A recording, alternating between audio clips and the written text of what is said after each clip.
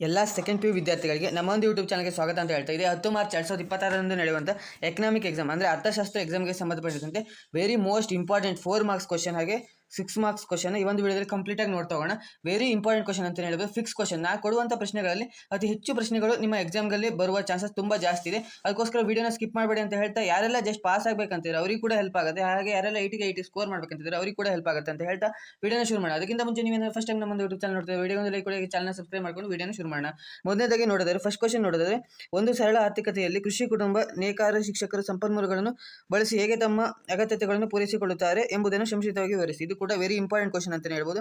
ಇದು ಬರೋ ಚಾನ್ಸಸ್ ತುಂಬ ಜಾಸ್ತಿ ಇದೆ, ನೋಡ್ಕೊಂಡಿರಿ. ಜಸ್ಟ್ ನೀವು ಇದನ್ನ ಎಕ್ಸ್ಪ್ಲೈನ್ ಮಾಡ್ತಾ ಹೋದರೆ ಆಗುತ್ತೆ. ನೆಕ್ಸ್ಟ್ ಕ್ವಶನ್ ನೋಡೋದಾದ್ರೆ, ಇವೆಲ್ಲ ಇಂಗ್ಲೀಷ್ ಮೀಡಿಯಮ್ ಕೆಳಗಡೆ ಕೊಟ್ಟಿರ್ತೀನಿ, ಸೊ ಅದನ್ನು ಓದ್ಕೊಳ್ತಾ ಹೋಗಿ. ಹಾಗೆ ಒಂದು ಆರ್ಥಿಕತೆಯ 3 ಕೇಂದ್ರ ಸಮಸ್ಯೆಗಳನ್ನು ಯಾವ್ಯಾವು ವಿವರಿಸಿ. ಇದು ಕೂಡ ವೆರಿ ಇಂಪಾರ್ಟೆಂಟ್. ಉತ್ಪಾದನಾ ಸಾಧ್ಯತೆ ಗಡಿಯನ್ನು ಸಂಕ್ಷಿಪ್ತವಾಗಿ ವಿವರಿಸಿ ರೇಖಾಚಿತ್ರದೊಂದಿಗೆ. ಇದು ಕೂಡ ವೆರಿ ಇಂಪಾರ್ಟೆಂಟ್. ಹಾಗೆ ಒಟ್ಟು ತೃಪ್ತಿ ಹಾಗೂ ಸೀಮಾಂತ ತೃಪ್ತಿ ನಡುವಿನ ವ್ಯತ್ಯಾಸವನ್ನು ವಿವರಿಸಿ. ಇದು ಕೂಡ ವೆರಿ ಇಂಪಾರ್ಟೆಂಟ್. ಇದಕ್ಕೆಲ್ಲ ಆನ್ಸರ್ ಮತ್ತೆ ಇದನ್ನು ಕ್ವಶನ್ನ ಟೆಲಿಗ್ರಾಮ್ ಚಾನಲ್ ಹಾಕಿರ್ತೀನಿ. ಭೇದವಿಲ್ಲದ ನಕ್ಷೆಯನ್ನು ರೇಖಾಚಿತ್ರದೊಂದಿಗೆ ವಿವರಿಸಿ. ಇದು ಕೂಡ ವೆರಿ ಇಂಪಾರ್ಟೆಂಟ್ ಅಂತಲೇ ಹೇಳ್ಬೋದು.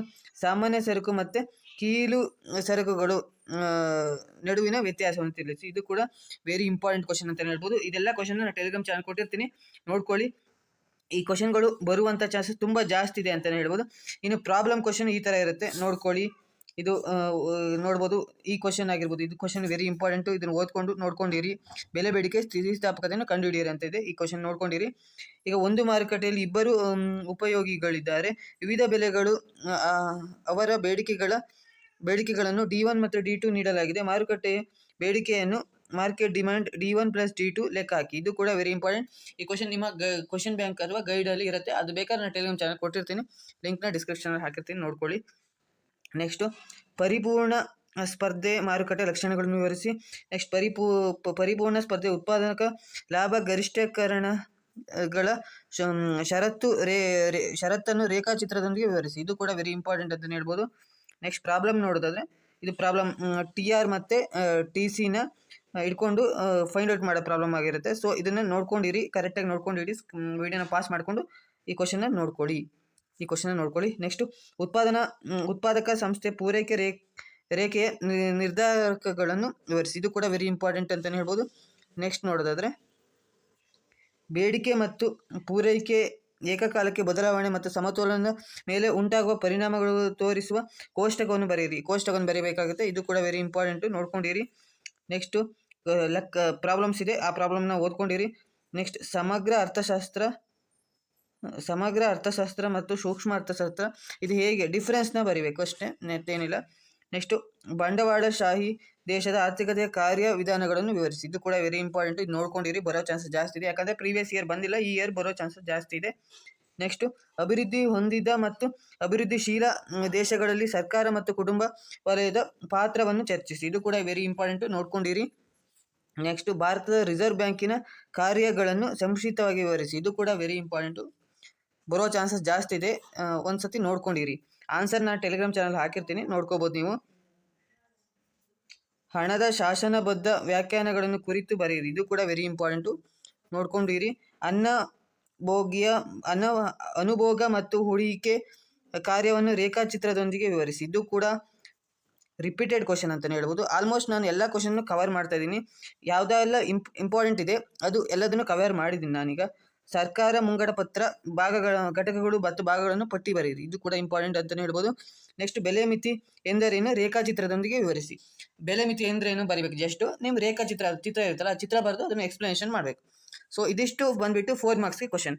ಇನ್ನು 6 ಮಾರ್ಕ್ಸ್ ಕ್ವಶನ್ ನೋಡೋದಾದರೆ, ಇಳಿಮುಖ ಶ್ರೀಮಂತ ತುಷ್ಟಿಗುಣ ನಿಯಮವನ್ನು ಕೋಷ್ಟಕ ಮತ್ತು ರೇಖಾಚಿತ್ರದ ಸಹಾಯದೊಂದಿಗೆ ವಿವರಿಸಿ. ಇದು ವೆರಿ ವೆರಿ ಇಂಪಾರ್ಟೆಂಟ್. ಇದು ನಾಡಿದ್ದು ಎಕ್ಸಾಮ್ಗೆ ಫಿಕ್ಸ್ ಬಂದೇ ಬರುತ್ತೆ, ನೋಡ್ಕೊಂಡಿರಿ.